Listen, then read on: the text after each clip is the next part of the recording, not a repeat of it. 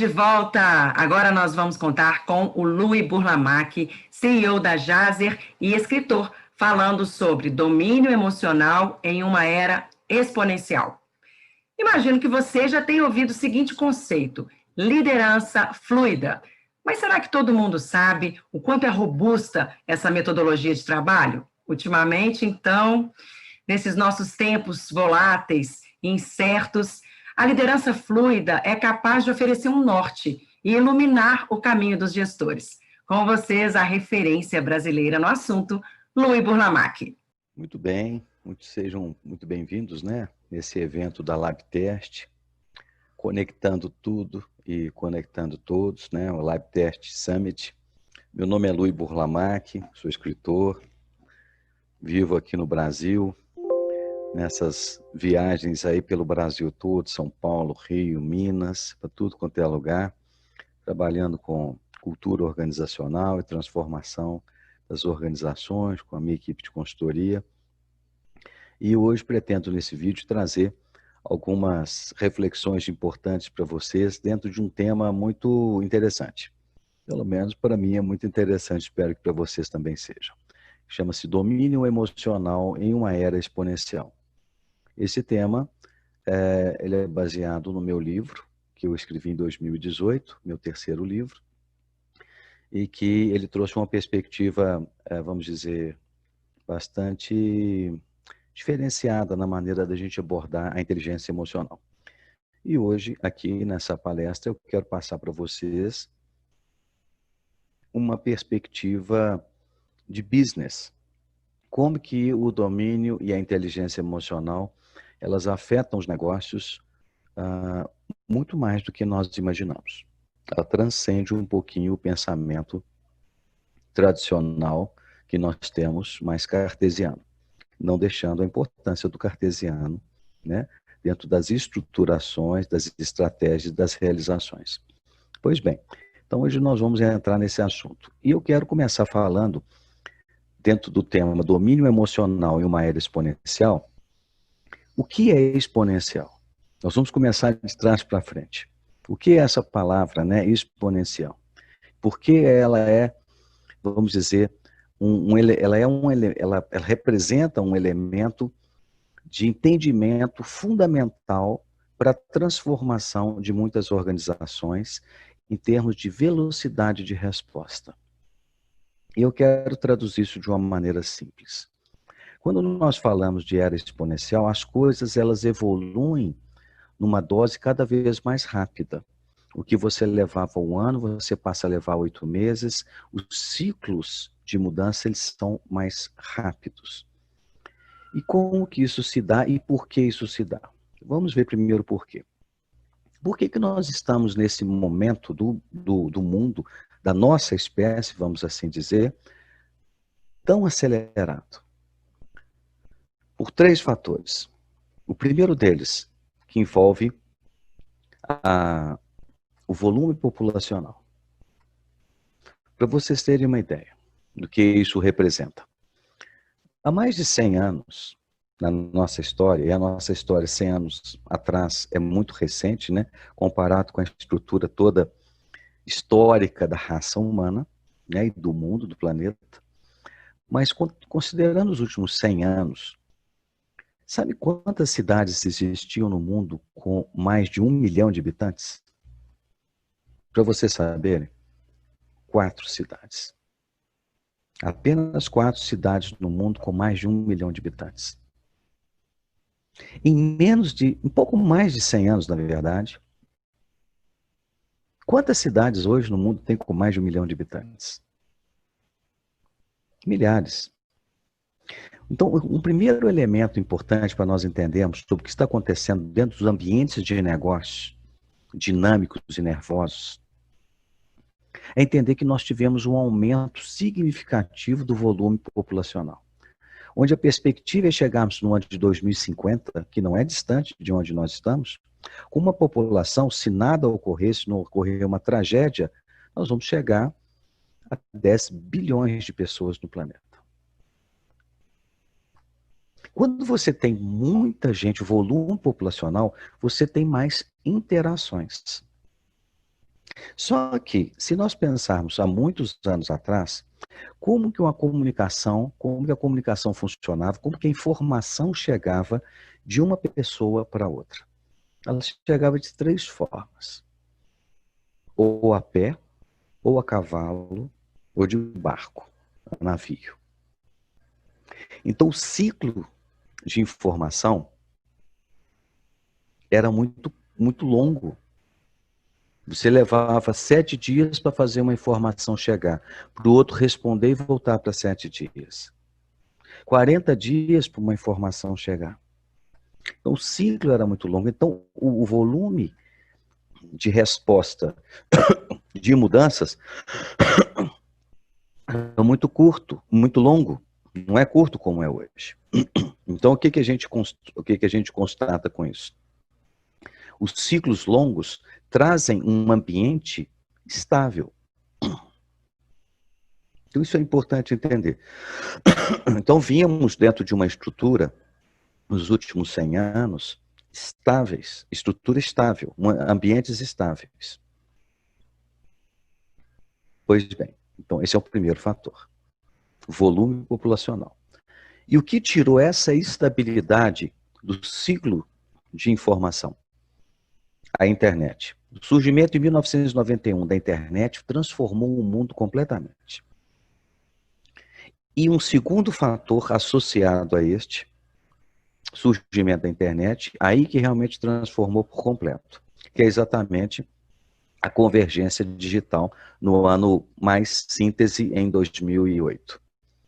O que aconteceu em 2008? Nós conseguimos encontrar em um mesmo aparelho, o iPhone é o ícone dessa convergência digital, nós encontramos nele tudo que nós precisamos para resolver os problemas que antes a gente resolvia em dispositivos diferentes. Eu tenho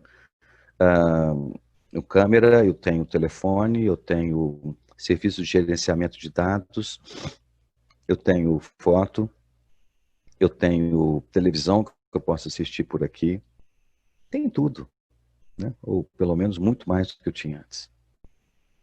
Então, o que ocorre? Quando nós temos volume populacional com a internet, a convergência digital fazendo as coisas funcionarem mais rápidas, nós diminuímos o ciclo de mudança de qualquer coisa. O ciclo ele é mais curto. As pessoas respondem mais rápido às situações. Esse é o principal fator de mudança. As mudanças estão acontecendo mais rápido exatamente pelo volume populacional e necessariamente pela convergência digital. E isto muda tudo. Por quê? Porque nós temos hoje um ambiente de possibilidades. A gente tem acesso à informação. Que os budistas falavam do ano dourado, da era dourada, que é a informação, a era de luz, a informação. As pessoas têm acesso à informação. E quando nós temos acesso à informação, absolutamente tudo muda. Nada é mais igual. Aqui cabe uma reflexão muito profunda. Isso cria campos de possibilidades, onde você tem hoje os recursos disponíveis para as pessoas. E as pessoas tendo acesso às informações, elas têm ideias. Tendo ideias, elas compartilham as ideias com os outros. Então, a interação de pessoas, ela aumentou. E ainda com o volume populacional, nós temos uma escala exponencial de ideias. E aí eu vou mostrar como que isso se reflete, por exemplo, no mundo dos negócios. Vamos tomar como exemplo Hollywood.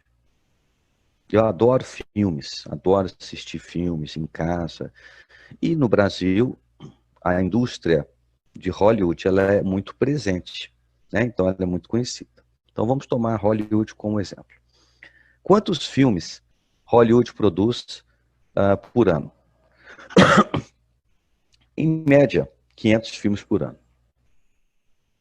Vamos tomar como exemplo que cada filme tem, em média, 2 horas. Então vamos entender qual que é o produto que Hollywood, qual que é o produto final de Hollywood, qual que é o negócio dela que ela oferece para o mercado no final de um ano. ela oferece 1000 horas de conteúdo. Isso é que Hollywood faz. Ok. Então vamos imaginar que a alta direção queira dobrar a oferta de conteúdo. Então no ano que vem nós vamos oferecer 2000 horas de conteúdo, nós vamos ampliar o nosso negócio. Essa é a estratégia. Olhem o risco.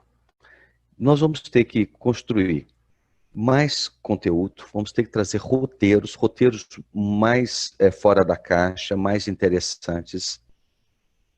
Nós vamos ter que trazer produtores, nós vamos ter que buscar investimentos, nós vamos ter que contratar mais atores, diversificá-los.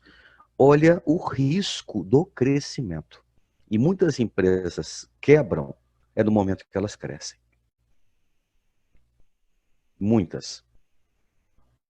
Porque tudo está funcionando bem, mas na hora que você cresce, você pode criar uma descompensação do fluxo de caixa e o recebível não ser aquilo que você estava esperando e você se endividar por conta disso. Então aqui reside o primeiro grande desafio. Nós queremos muitas vezes crescer de forma tradicional, ou seja, para eu dobrar o volume de oferta no mercado, no caso de Hollywood, eu tenho que contratar mais gente, eu tenho que trazer mais pessoas, eu tenho que colocar mais dinheiro, eu tenho que colocar mais risco. O mundo exponencial, ele tem uma lógica diferente. E aí abre possibilidade de você conseguir fazer muito mais conteúdo sem tanto risco. E aí nós podemos tomar como exemplo o YouTube. Vamos comparar Hollywood com o YouTube. O YouTube é uma plataforma aberta, é uma plataforma de conteúdo, onde, ao invés do YouTube produzir os conteúdos, ele abre para que as pessoas produzam e colocam o conteúdo lá dentro.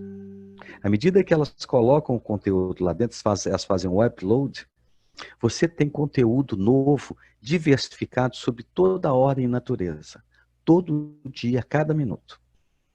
E aí você vai comparar o que o YouTube faz comparado com Hollywood. As horas que Hollywood produz de conteúdo em um ano, o YouTube produz em 21 minutos. A cada 21 minutos ele tem lá na plataforma, isso está mudando certamente, daqui a um ano provavelmente é mais, produz 1000 horas de conteúdo, em média. Isto é o novo tempo. Isto representa o mundo exponencial. Como é que você organiza as coisas para responder mais rápido e de forma escalável às mudanças e às demandas sociais? Porque a razão de uma empresa existir é a partir de um problema e de uma necessidade social. Então aqui é exatamente o primeiro ponto de atenção, o que é este mundo exponencial? E por que as mudanças estão mais rápidas? E aí você vai perguntar, ok, como é que a gente trabalha a questão emocional, as pessoas, como é que a gente pode catalisar resultados positivos nisso, ou como é que isso pode emperrar todo o processo? Aqui entra um outro ponto. Como o mundo está mais dinâmico e mais rápido, e tem mais opções, isso gera uma nova geração, isso cria uma nova geração de pessoas. Diferente, por exemplo, da minha geração. Eu sou da geração X. Já passei dos 50 anos. Na minha adolescência, eu não tinha muita, na minha juventude, eu não tinha muita opção. Eram 4, 5 canais de televisão. Carros, nós tínhamos 4 opções. Ou era Ford, Fiat, Volkswagen ou Chevrolet, que é da General Motors. Nós não tínhamos opção. Então, quando você vive num mundo onde você não tem escolha, você é escolhido pela circunstância na maioria das vezes. Diferentemente do mundo atual, onde as novas gerações, elas têm escolha.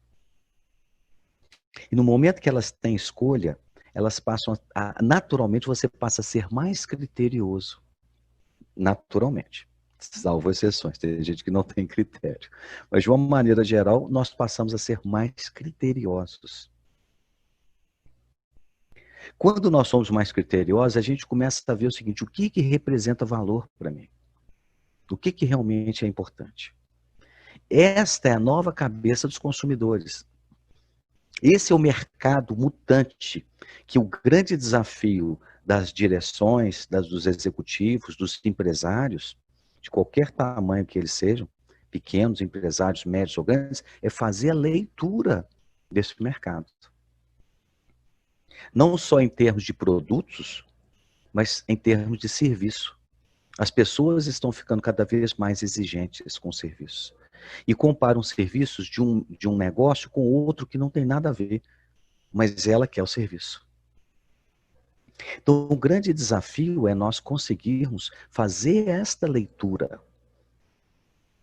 E à medida que nós fazemos essa leitura, montamos uma estratégia e temos que executar essa estratégia. Mas executar uma estratégia dentro de um mercado que continua mudando. E aí que a gente pode constatar a importância da empresa ser ágil. E aí nós temos um grande desafio. Para uma empresa ser ágil, o que mostra que uma empresa é rápida e responde rápido às situações? Com as pessoas que estão próximas do mercado. As pessoas que estão na linha de frente, as pessoas que estão na operação. E agora eu vou começar a complicar um pouco para você a estrutura sistêmica que nós estamos e como é que a gente precisa romper isso para colocar as empresas mais responsivas e mais rápidas dentro de uma era exponencial. E como que o domínio emocional é fundamental também para isso. Se eu preciso ter mais velocidade na ponta de resposta, você vai me falar, então eu tenho que ter pessoas com mais autonomia para elas poderem responder as coisas. Eu digo para vocês, sem dúvida. As pessoas precisam de autonomia para resolver as coisas. Pelo menos a grande parte dos problemas precisam ser resolvidos onde eles surgem. Aí você vai me falar assim, tá, Luiz, mas como é que eu dou autonomia para uma pessoa que quer autonomia, mas não quer assumir a responsabilidade? Você está absolutamente certo. A autonomia tem que vir com responsabilidade. A pessoa tem que ser responsável pelas decisões que ela toma e você tem que fazer a gestão das consequências. Não é punição, tem consequências. Porque tudo no mundo é uma relação de causa e efeito. E numa organização também. E as pessoas precisam entender isso. Só que aí você tem um grande desafio. Você, eu, todos nós. Nós nascemos, né? Ou pelo menos, eu acho que você nasceu, não sei, e escolhemos morar no Brasil. Se você não nasceu, você escolheu ficar aqui. E fazer a sua vida aqui, os seus negócios aqui. E este país é um país que ele está todo errado. Ele é todo errado. O país é todo atrapalhado. O sistema, as regras, as leis, tudo errado. Não é pouca coisa errada, não é? Para ser bem direto, tudo errado. É um país que trabalha contra a classe empresarial. É tudo ao contrário. E é um país que infantiliza as pessoas, transformando o governo e o Estado no grande protetor das pessoas. O que isso tem a ver com o tema da palestra? Agora, tudo. Se nós estamos falando de domínio emocional, nós temos que lidar com uma questão seríssima que chama-se infantilização das pessoas. As pessoas não querem assumir responsabilidades, na sua maioria. Querem a autonomia, querem a liberdade, querem todos os direitos, mas elas não querem os deveres. E aí você é um empresário, você é um executivo. E aí você tem pessoas. Então o que acontece? Quando você contrata um funcionário, o que você ganha na sua empresa? Você ganha uma pessoa. Uma pessoa que pensa, que sente e que reage. Então não adianta você pensar, eu contratei uma pessoa, fiz os combinados com ela, nós temos um contrato de gestão, que é esperado da cadeira dela, quais são as atividades, as tarefas, as habilidades que ela tem. Perfeito. Muito bem. Só que você ganhou uma pessoa que pensa, que sente e que reage. Aí existem questões emocionais por trás. Como elas chegam, como que você lida com ela, qual que é o papel das lideranças, como é que a liderança vai lidar com as pessoas maduras, com as pessoas imaturas que nós temos no país. E aí eu pergunto, como é que você não vai entender de questões emocionais? Se a sua turma de liderança não tiver habilidade com pessoas, como é que vai ficar? Vai ficar na base do quê? Vai ficar na base do comando, do controle, do mando e do obedeço. Enquanto você tiver pessoas que ficam obedecendo, essas pessoas não pensam. E se estas pessoas não pensam, elas vão delegar para cima os problemas, as oportunidades, que muitas vezes aparecem na ponta, elas não vão sendo resolvidas, vai jogando tudo para cima. Por isso que tem supervisores entupidos de trabalho, que as pessoas têm um backlog altíssimo. Por isso que gerentes estão fazendo trabalho de supervisores das equipes, diretores estão resolvendo coisas de operação, diretores, em vez de estar no nível estratégico, está no nível tático operacional, trabalhando de dia, de tarde, de noite, às vezes resolvendo coisas muito pequenas, fazendo microgestão, assinando coisinha, resolvendo coisinha muito pequena que não tem a ver com a essência do negócio. Está lotado de gente assim. Eu trabalho com mais de 200 organizações no país. Está lotado de empresas assim, de pessoas assim. Por conta de quê? Por conta que nós estamos em um país infantilizado. Então tem uma questão emocional gravíssima e nós temos que lidar com ela. Então a pergunta é a seguinte, como é que a gente faz as pessoas na ponta assumirem responsabilidade e autonomia? Você tem um grande desafio.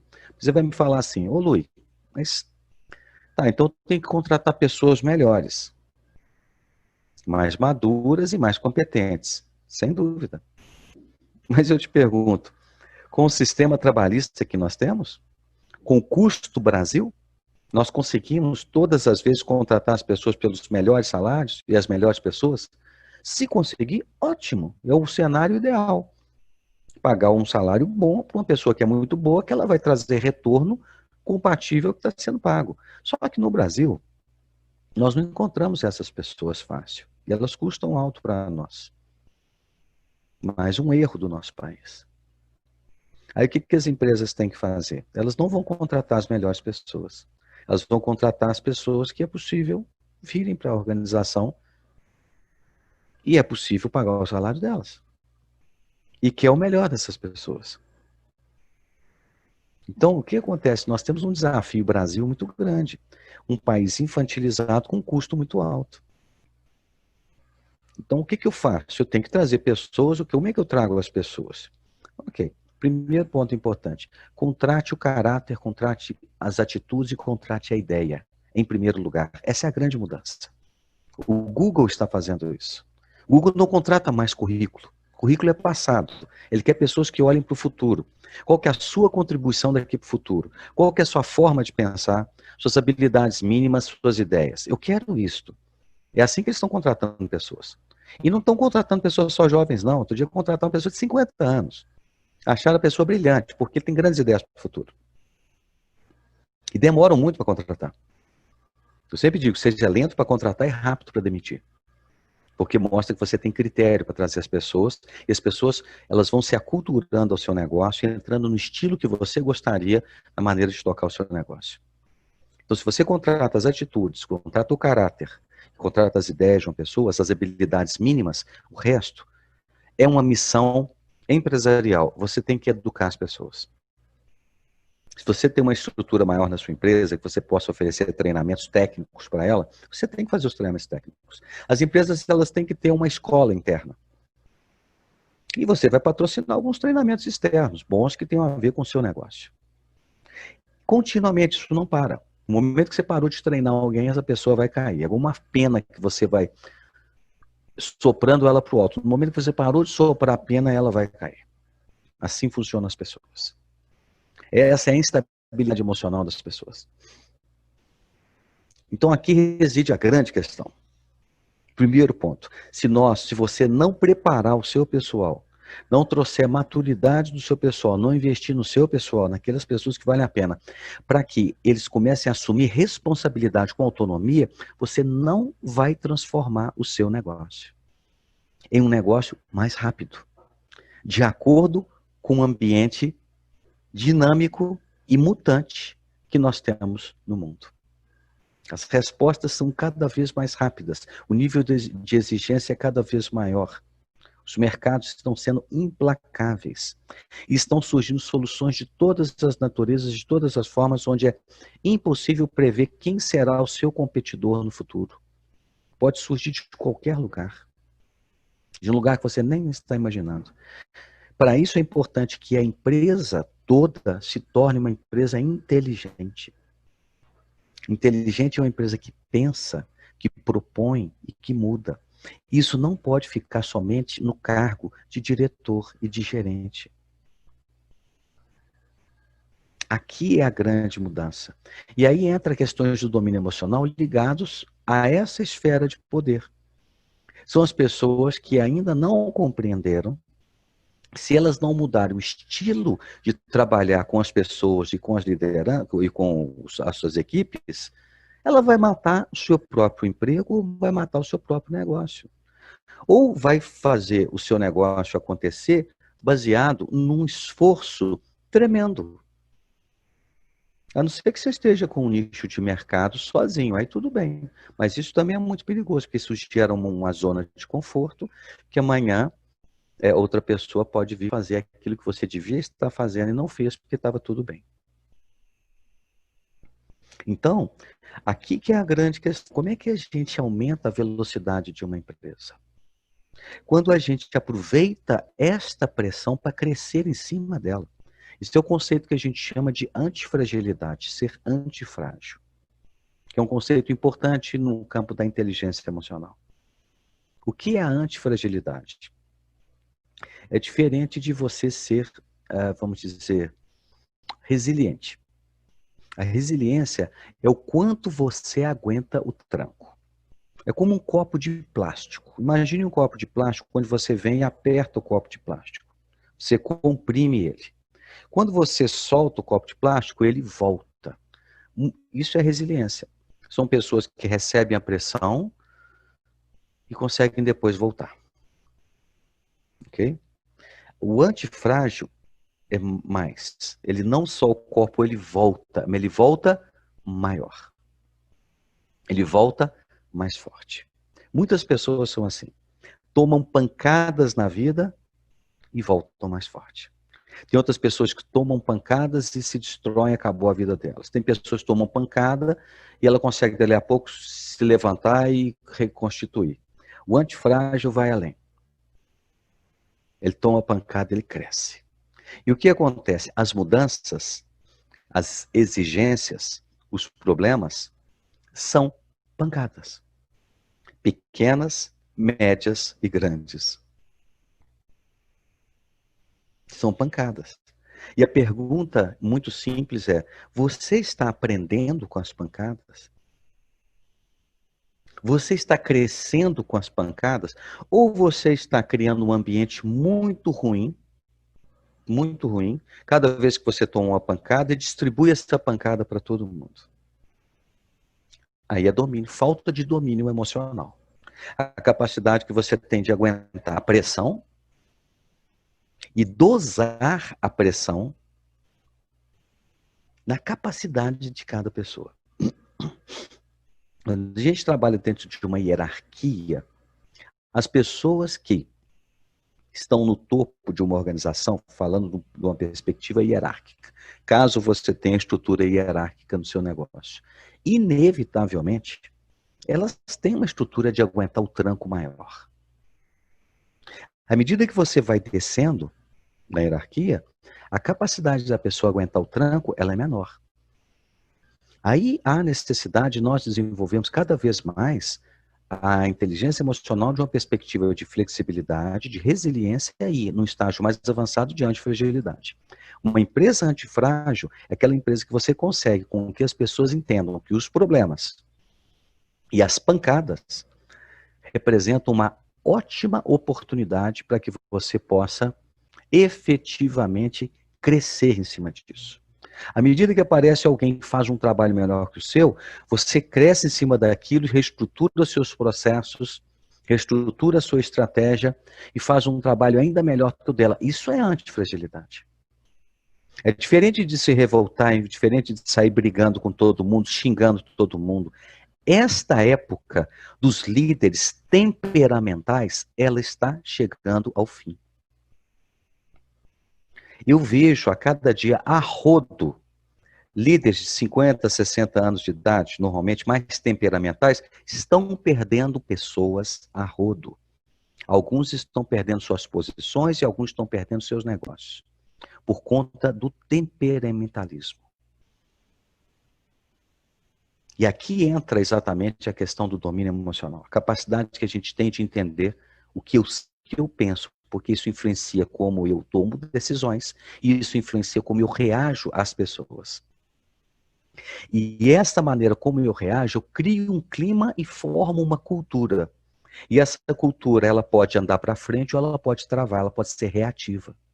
Por isso que muitas empresas, elas estão com... A estratégia está muito bem definida, mas elas não conseguem rodar a estratégia porque a cultura come a estratégia. Que cultura é essa? A cultura é feita pelas decisões, pelas crenças e pelas reações dos líderes.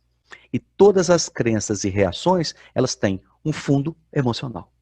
Entenderam agora por que a inteligência emocional ela é crucial neste momento do mundo? Se você me falar, mas isso há 20 anos não fazia a menor diferença.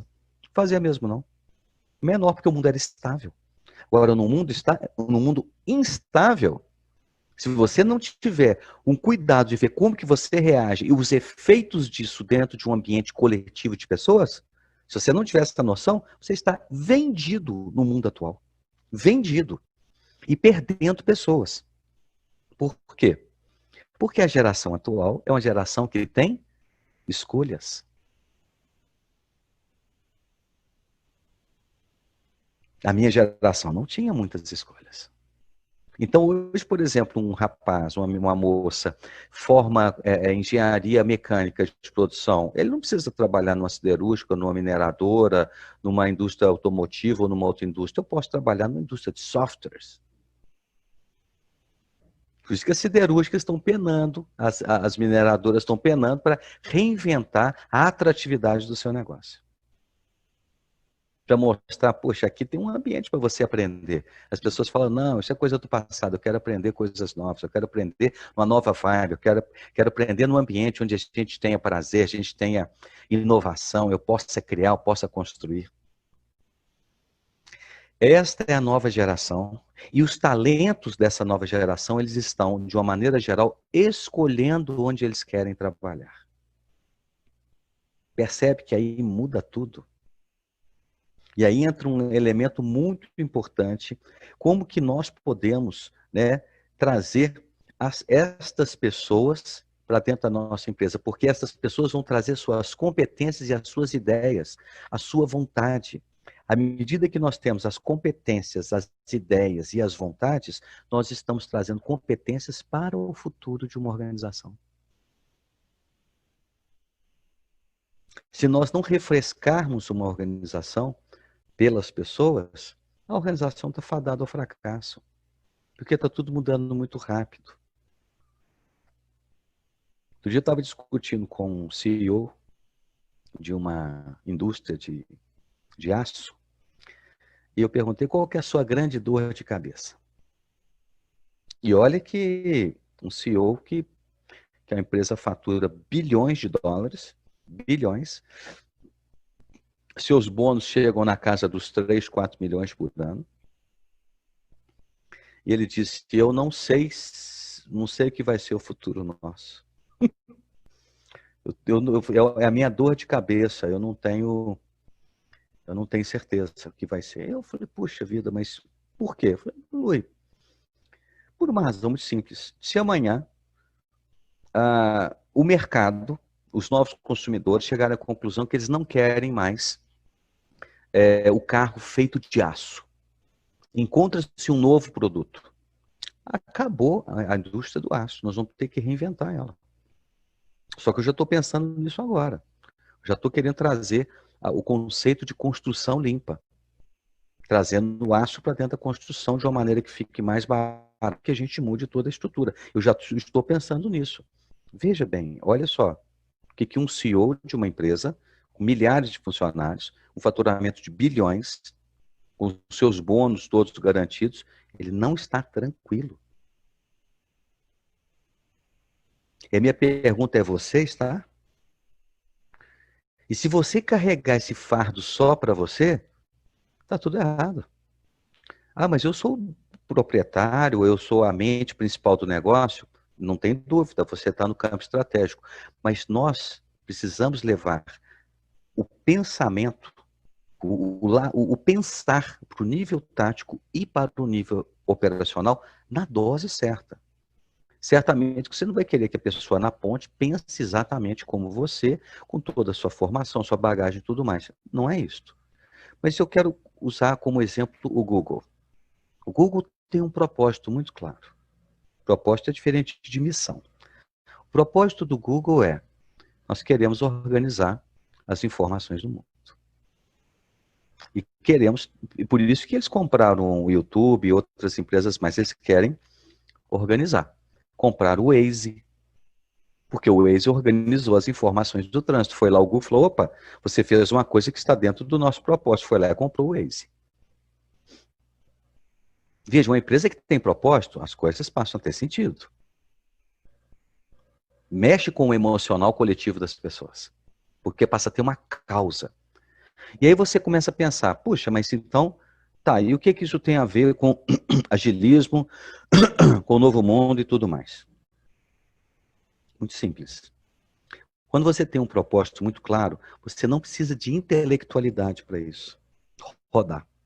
As pessoas que estão na ponta, as pessoas que estão na operação do Google, como elas sabem qual é o propósito do Google, elas captam, elas sentem um cheiro de negócio, cheiro de oportunidade. Então o Google simplesmente tem milhares e milhares de pessoas pensando o tempo inteiro em negócios, sem necessariamente serem um PhD. Esse é o novo mundo.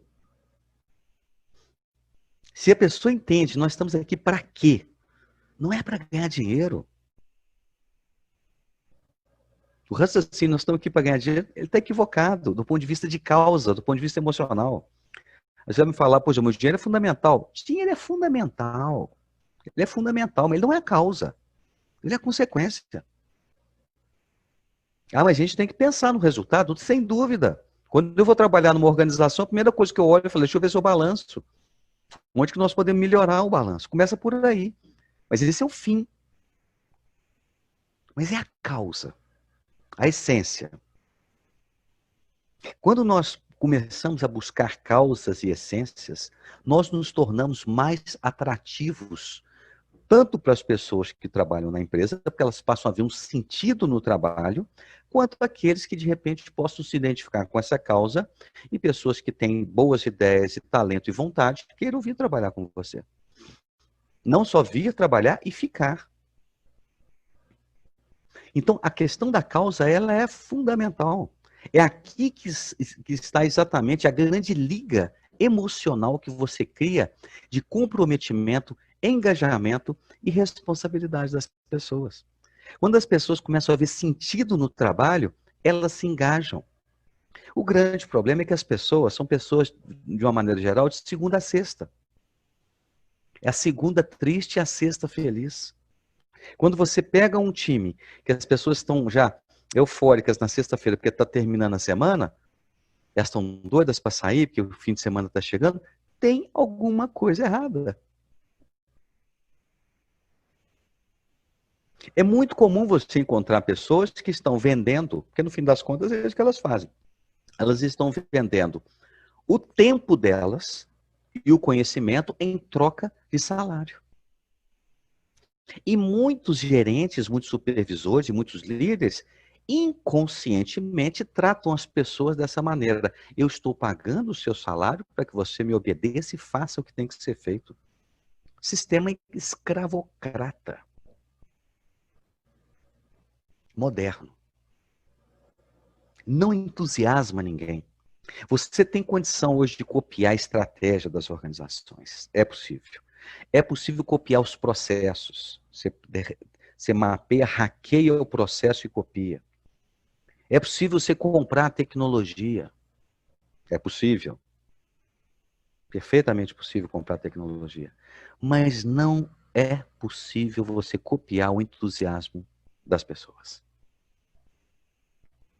Se você entender isso, você vai entender que a grande transformação não é tecnológica que nós estamos vivendo no mundo. A grande transformação é na maneira das pessoas pensarem, na maneira das pessoas agirem, na maneira das pessoas se relacionarem. E tudo isso tem a ver com inteligência emocional.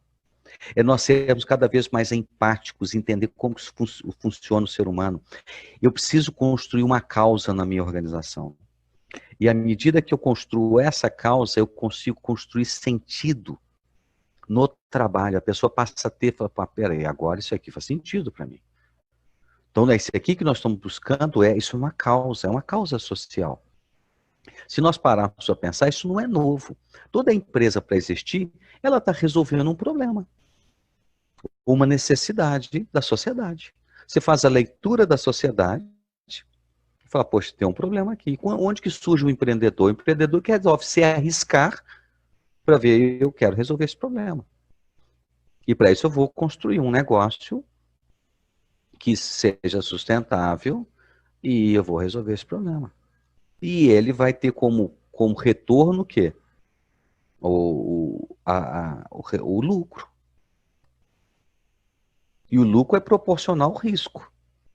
Então, essa história de lucro pequeno, lucro alto, isso é muito relativo, isso é uma bobagem. No Brasil também discutido. O lucro é de acordo com o risco. O risco é alto, o lucro tem que ser altíssimo. Então, aqui reside exatamente a grande transformação que nós temos neste nosso cenário. Aí você vai me perguntar, ok, então como que a gente faz para as coisas efetivamente mudarem? Eu começaria, no primeiro momento, para que você crie uma liga emocional, é você começar a entender o sentido de propósito. Ah, mas propósito é mais um clichê, igual o coaching que virou aqui no Brasil, essa baderna completa e tudo mais. É verdade. O propósito agora está virando um clichê mesmo. Mas eu quero te mostrar que o propósito é fundamental. E as empresas visionárias já entenderam isso. Primeiro vamos entender por que existe propósito. O propósito existe porque existe o que hoje? Escolha. As pessoas podem escolher onde elas vão trabalhar. Então elas vão escolher quem? Vão escolher a empresa que tem sentido e tem significado para elas. Então o propósito tem a ver com causa. Qual que é a causa? Nós estamos aqui para quê? Aí você vai falar, mas propósito é a missão, né? A missão é a estratégia para você chegar no propósito. Toda empresa tem um propósito. Outro dia um empresário me procurou e falou, Lu, eu quero encontrar o propósito da nossa empresa. Nossa empresa não tem propósito. Eu disse para ele, sua empresa tem propósito, toda empresa tem propósito. Ele não está escrito. Ele não está identificado, mas nenhuma empresa existe se ela não estiver cumprindo um benefício social. O mercado, ele é o quê? De uma forma geral, né? Salvo exceções. O mercado, de forma geral, ele vai pagar por aquilo que ele está recebendo. Então é importante encontrar a causa. E qual que é a base do propósito? O propósito tem a ver com o quê? Contribuição e impacto. Qual que é a contribuição que nós queremos deixar? O que nós queremos fazer pelo mundo? Esse é o propósito. Se você buscar na internet, você vai buscar o propósito de muitas empresas. Muitas empresas fazendo propósito mal feito, está escrito em forma de missão. Completamente equivocado. Mas muitas empresas estão fazendo o propósito da maneira certa. Tem uma causa. Eu quero trabalhar nessa empresa porque essa empresa tem uma causa. Tem um supermercado nos Estados Unidos que a Amazon comprou, que é a Whole Foods. É uma rede fortíssima de supermercados nos Estados Unidos que introduziu o conceito do orgânico. E eles tinham uma causa. O fundador, ele pensou assim, eu não quero só ter um supermercado, ser um comerciante que compra e vende produtos. E abasteça os lares. Não quero só isso. Eu quero muito mais que isso. Eu quero fazer uma grande mudança. E ele percebeu que o americano comia mal. Então ele definiu uma causa. Nosso supermercado, o que ele quer? Eu quero mudar o hábito alimentar das pessoas. Isso era muito forte. E não era um jargão, não era um slogan. Era muito forte. Isso se revertia na estratégia. Se você não vê o propósito na estratégia, nos valores da organização, aí é clichê. Aí você está fazendo pro forma que todo mundo fez. É o famoso quadro que tem na parede de missão, visão, que ninguém sabe nada, e os valores são 15 valores que a pessoa não sabe falar nem dois. Ou seja, uma estrutura completamente equivocada. Eu sempre fui crítico na maneira como isso foi feito no Brasil. Tem outra forma muito mais inteligente, muito mais prática de ser trabalhado dessa maneira. Então, o propósito, de igual forma, ele não pode ser um clichê. Ele tem que ser revertido na estratégia. O que a Whole Foods fez? Como ela quer mudar o hábito de... Queria, né? Estou dizendo no início, né? Quando ela estava crescendo. Queria mudar o hábito do americano comer. Estruturou a empresa em poucos níveis hierárquicos. Começou a dar uma gestão participativa e começou a dar voz aos pequenos agricultores e produtores de orgânicos. Então, ela começou a organizar as lojas para que os orgânicos pudessem crescer ali dentro. E criou uma inteligência logística. Por quê? Porque os orgânicos, eles são muito mais, estragam com muito mais rapidez. O ciclo de vida do produto é muito menor do que um produto químico. Então ele tem que ter uma inteligência de saída mais rápida, de perda de produto menor. Então eles construíram isso. E ele chegou à conclusão, eu não posso construir isso sozinho. Todos os funcionários têm que construir isso. Então, todos eram envolvidos nessas soluções. Então todo mundo pensava, sem necessariamente ter PhD, sem ter gente que fez MBA na instituição tal, Natal, nada disso.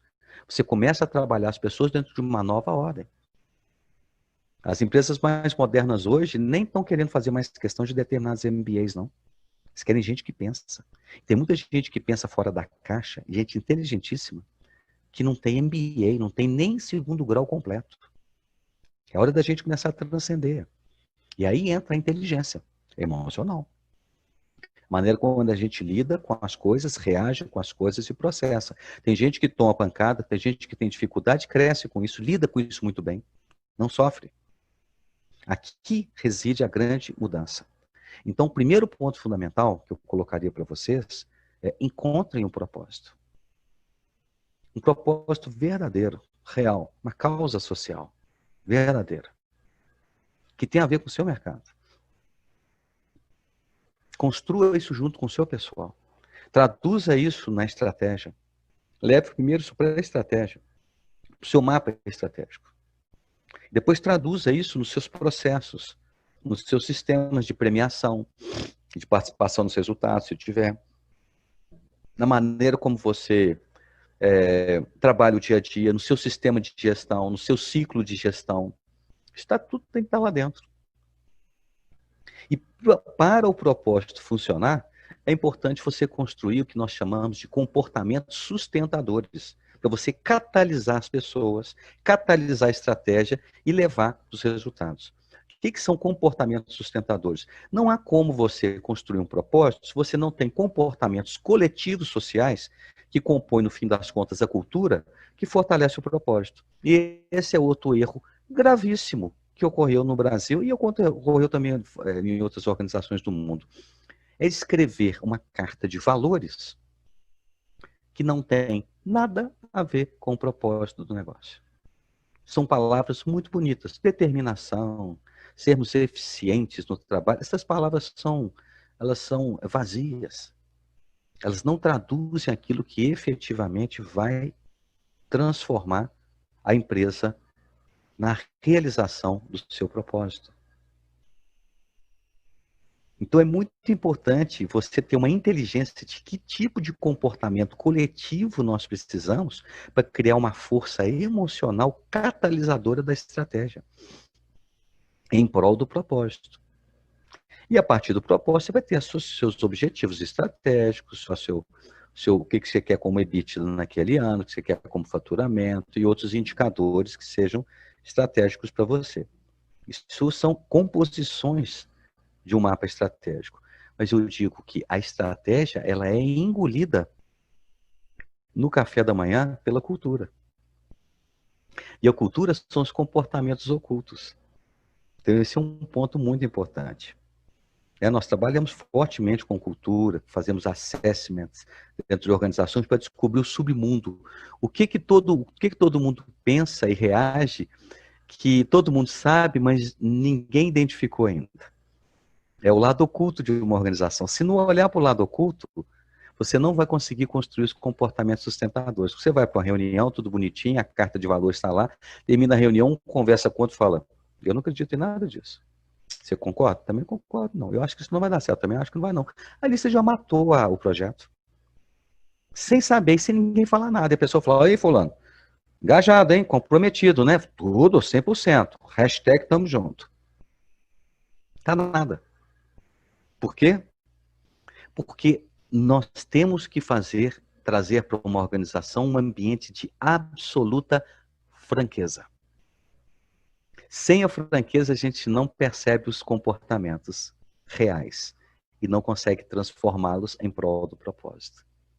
E aqui entra um último elemento dessa palestra, crítico, fundamental, que chama-se franqueza. E para ter franqueza, você tem que ter equilíbrio emocional. Você tem que ter humildade, você tem que ter antifragilidade, resiliência. Porque para ter franqueza, você vai criar um espaço onde as pessoas vão falar o que elas pensam. E tem pessoas que são muito sensíveis para falar e tem pessoas que não têm sensibilidade nenhuma para falar. Falam coisas atravessadas, grosseiras. Quando você cria um ambiente onde as pessoas falam, você tem que ter muita maturidade emocional, senão vira um ambiente de mágoa. Todo mundo magoado um com o outro. Isso no Brasil é fácil demais. Então, ou seja, ao invés de não ter um ambiente de mágoa, a gente fica num ambiente de hipocrisia corporativa. Todo mundo fingindo que está tudo certo. Aí você tem as pessoas obedientes, seguem as regras, você acha ótimo que é um soldado que você tem, mas não pensa. Ele não fala para você, ele não critica. E nós precisamos, nas empresas, de gente crítica. Mas a crítica não pode andar separado da sugestão. É o criticismo com sugestão. Aí você vai falar, poxa, então construir franqueza não é fácil. Não é não, mas sem a franqueza não tem como. Vou dar um exemplo para vocês. Há um tempo atrás eu fui nos Estados Unidos, passei um período lá do Netflix, estudando Netflix. E me chamou a atenção uma coisa muito interessante. Tinha uma regra da empresa, um valor da empresa, colocado pelo fundador, pelo Reed, que ele colocou o seguinte, para todas as pessoas, isso hoje é regra lá, todo mundo segue isso. Olha só que interessante. Discordar do Netflix, não, discordar em silêncio é trair o Netflix. Olha que interessante. Vou repetir. Discordar em silêncio é trair o Netflix. Olha que valor bem construído. O que ele quer dizer? Cara, você não está concordando com alguma coisa? Diga. Nós podemos não concordar com o que você não está concordando. Nós podemos discordar, mas nós temos que evidenciar as nossas discórdias. Porque só assim o nosso negócio vai crescer. Então aqui eu trago uma reflexão muito importante, muito poderosa para você. Será que o ambiente na sua empresa, as pessoas falam o que elas pensam? Aí você vai falar, Lu, eu já fiz isso, fiz umas rodadas de feedback, foi um desastre. Mas é claro, você tem que preparar as pessoas para isso, tem que fazer isso em doses. Por quê? Nós estamos no Brasil, um país infantilizado, onde as pessoas se ofendem por qualquer coisa. As pessoas, elas vivem sempre dentro de uma margem de ilusão, onde está tudo bem e ninguém fala nada. E quando fala, é porque está errado. Se você cria um ambiente onde as pessoas podem falar tudo, todo o tempo e toda hora, você não tem o momento de dar feedback. Não tem a hora de dar feedback. A hora do feedback é toda hora. É retorno, tem que dar retorno rápido. Para as empresas serem rápidas, as pessoas têm que dar retornos rápidos. E para você criar um ambiente de responsabilidade, eu vou trazer agora um elemento crucial para você lidar com a inteligência emocional, que é um lado cartesiano, métrica. Para você poder regular isso tudo, você tem que ter processos muito bem feitos, você tem que ter métrica para tudo. As métricas relevantes, as métricas mais importantes. Você tem que ter número. As pessoas têm que saber, olha, você não está indo bem aqui, aqui, aqui, aqui. E aí vamos agora atuar. O que está acontecendo? É um problema de habilidade? É um problema de conhecimento? É um problema de atitude? É um problema de processo? É um problema de contexto de mercado? Aí você começa uma área a ajudar a outra e tirar as pessoas, muitas vezes, dos silos, fechadas dentro das suas áreas, dentro dos seus próprios comportamentos, dentro dos seus próprios departamentos. Você começa a construir uma empresa toda pensante. Essa é a empresa do futuro. Uma empresa que pensa, uma empresa que interage, uma empresa que tem fluxo, uma empresa fluida.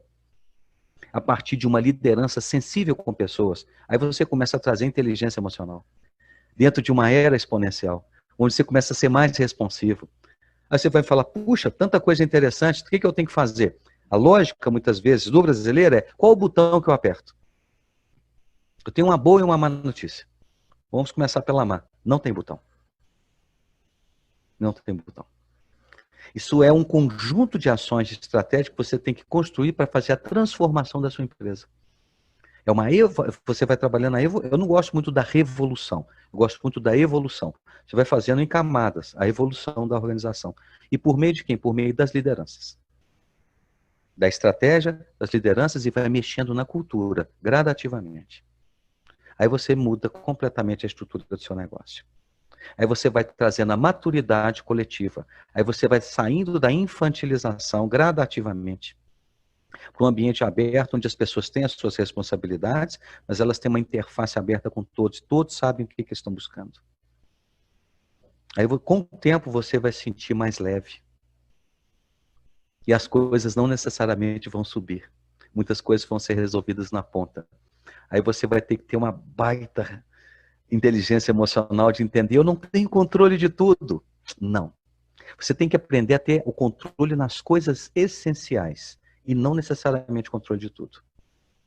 Senão tudo vai depender de você. Ou vai depender de poucas pessoas. Ah, mas eu me sinto bem assim, as coisas andam bem assim. Até alguém aparecer mais rápido que você.